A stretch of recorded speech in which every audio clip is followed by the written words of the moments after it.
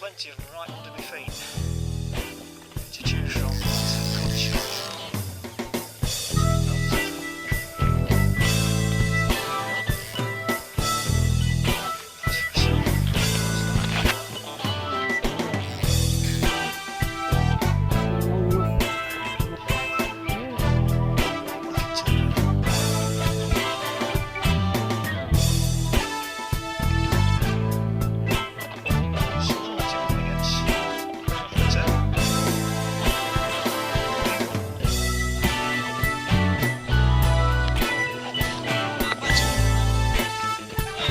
Fish.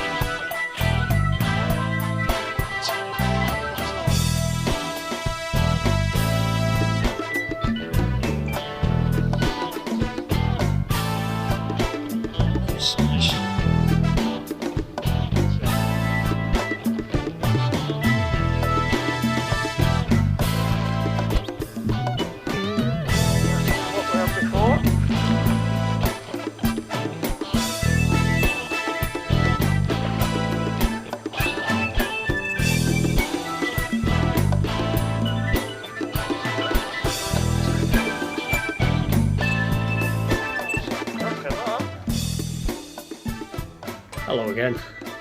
Right, after the last two videos showing the trout fishing at the end of September on my local waters with the streamer fly, I've been asked to supply a little bit more information on the streamer fly and maybe the setup and the general approach, which is a bit awkward because I'm by no means an expert at this. I've only been sort of dabbling with it really the last 2 seasons, so I have a long way to go myself, but whatever I know about it, you're welcome to that knowledge. So here we go.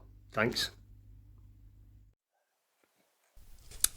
Right, so to start with, maybe setup.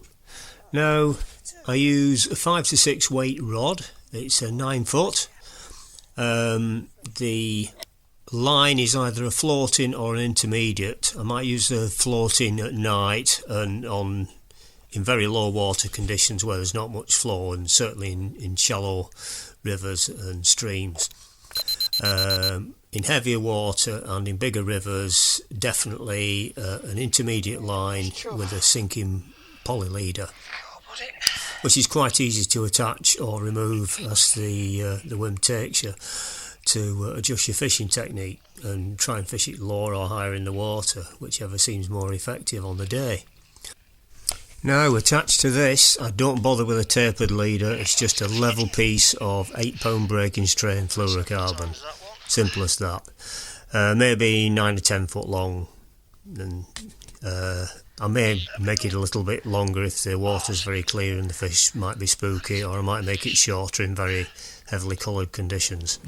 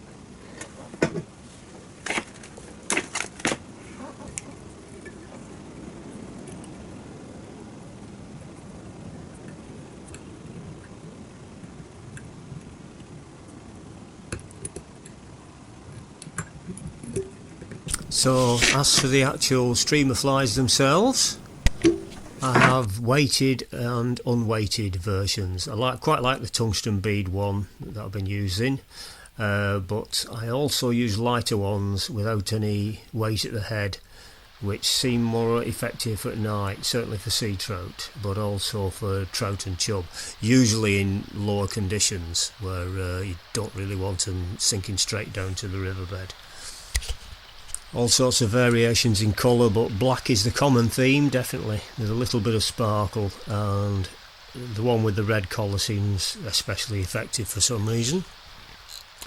The one in the video is actually tied on a size 8 grub hook, but this can be smaller or larger, again, to suit the circumstances. A bigger fly, bigger hook, smaller fly. You might be using a little tiny streamer, more like a damsel nymph or something like that.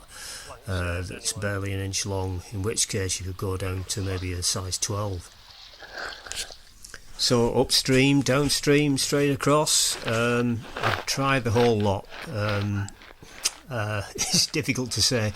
A lot of the streamer fishing I've been doing has been in quite heavy water, and therefore the down and across technique seems to have worked best, where you lob it across 45 degrees downstream, let it swing with the current, maybe with a few sort of abrupt jerks on the way round, just sort of, pluck it with the rod top as if you're striking, and then when it comes into the quieter water on the near side, give it a couple of pulls before you lift off to recast.